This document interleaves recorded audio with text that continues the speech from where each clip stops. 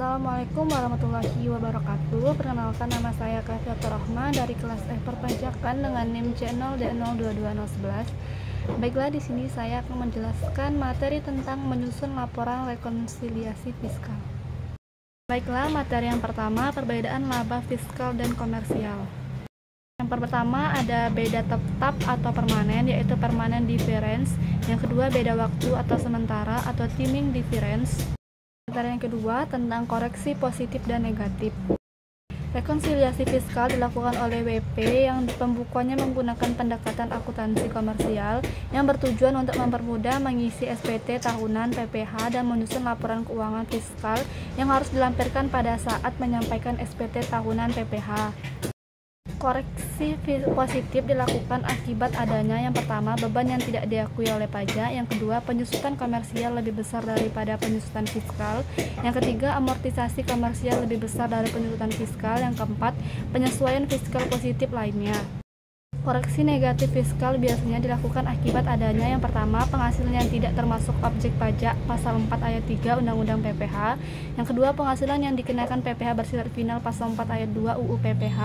Yang ketiga, penyusutan komersial lebih kecil daripada penyusutan fiskal.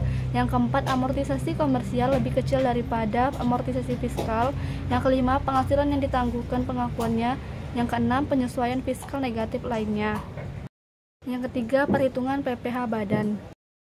Menurut ketentuan perpajakan, yang dimaksud dengan badan adalah sekumpulan orang atau modal yang menjadi sesuatu kesatuan dengan tujuan untuk melakukan usaha ataupun tidak melakukan usaha. Bentuk-bentuk badan antara lain adalah perseroan, komanditer, perseroan terbatas, badan usaha milik negara, badan usaha milik daerah, firma, koperasi, kongsi, dana pensiun, yayasan, lembaga, organisasi massa, organisasi sosial politik, dan bentuk lainnya. Menghitung PPH badan. Yang pertama, perhitungan penghasilan kena pajak untuk mendapatkan nominal penghasilan kena pajak badan, kurangi penghasilan neto fiskal dengan kompensasi kerugian fiskal. Yang kedua, penghitungan PPH terutang untuk mendapatkan nominal PPH terutang atau pajak penghasilan yang dibayarkan wajib pajak, dapat mengalihkan penghasilan kena pajak dengan tarif pajak yang berlaku berdasarkan pasal 17 ayat 1 bagian B UU nomor 36 tahun 2008 tentang pajak penghasilan. Tarif pajak yang dikenakan adalah kepada badan adalah 25%. Ketentuan lain mengenai PPH badan selain mekanisme perhitungan penghasilan kena pajak dan penghitungan PPH terutang, ada pula hal lain yang perlu dipahami sebelum PPH badan. Salah satunya mengetahui maksud peredaran bruto dan kepentingannya dalam penghitungan PPH badan. Peredaran bruto adalah seluruh penghasilan yang diterima baik orang pribadi maupun badan. Catatan mengenai peredaran bruto dapat diketahui melalui pembukuan yang dilaksanakan oleh badan dalam 1 tahun.